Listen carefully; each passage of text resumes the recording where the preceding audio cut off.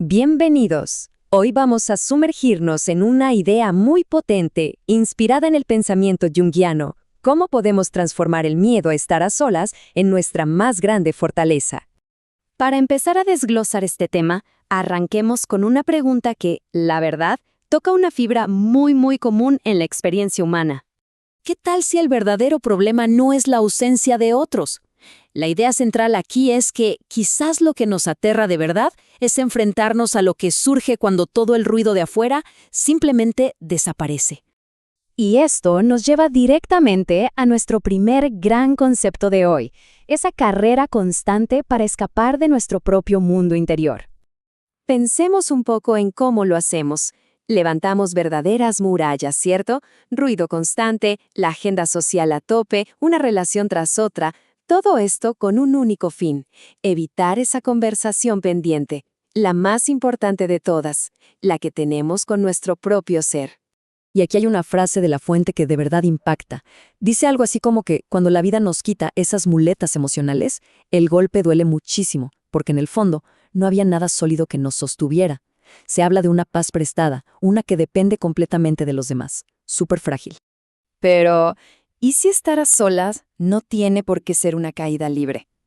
Aquí es donde el análisis se pone interesantísimo, porque hace una distinción clave entre dos conceptos que parecen lo mismo, pero son mundos aparte. Miren esta comparación, es la clave de todo. Por un lado, tenemos la soledad, que es como una prisión, un vacío que no se soporta, donde el silencio aturde. Es, básicamente, estar huyendo de uno mismo. Pero por otro lado está la solitud, y eso es otra cosa. Es un refugio, es un estado de presencia total, es un encuentro elegido, un espacio donde el silencio por fin es bienvenido. Es la diferencia abismal entre no poder estar con uno mismo y elegir conscientemente estarlo. Ok, entonces, la gran pregunta es: ¿cómo se logra pasar de esa prisión a ese refugio? Bueno, para eso se necesita valentía y la decisión de iniciar un viaje hacia el interior. En la psicología junguiana, este proceso tiene un nombre muy específico: individuación. ¿Qué significa? Es, en esencia, el camino para llegar a ser quien uno realmente es.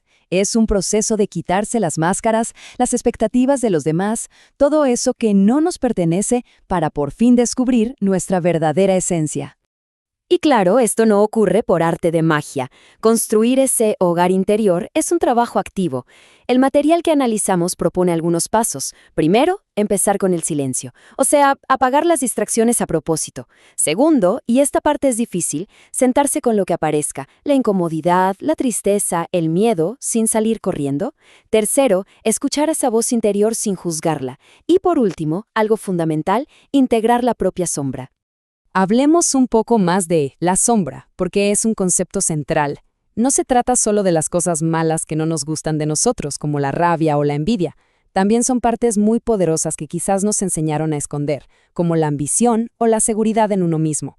Jung decía algo brutal: lo que no hacemos consciente, la vida nos lo pone enfrente como si fuera el destino. Y aquí viene lo más interesante. Hacer todo este trabajo interno no solo nos cambia por dentro, transforma de una forma radical la manera en que nos relacionamos con los demás. Nos lleva a poder construir relaciones basadas en la libertad. Porque ¿qué pasa cuando no hacemos este trabajo?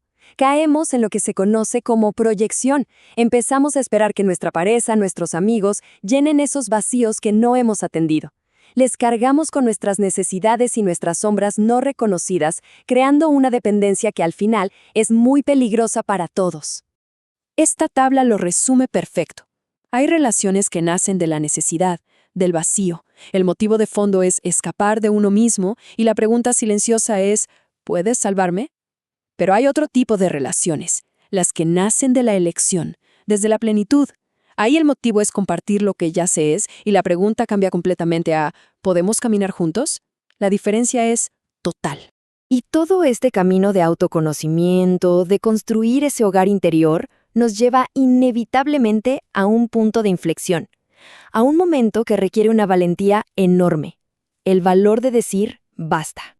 Llega un punto en este viaje en el que el alma simplemente ya no está dispuesta a negociar con aquello que la hace pequeña, con lo que la apaga.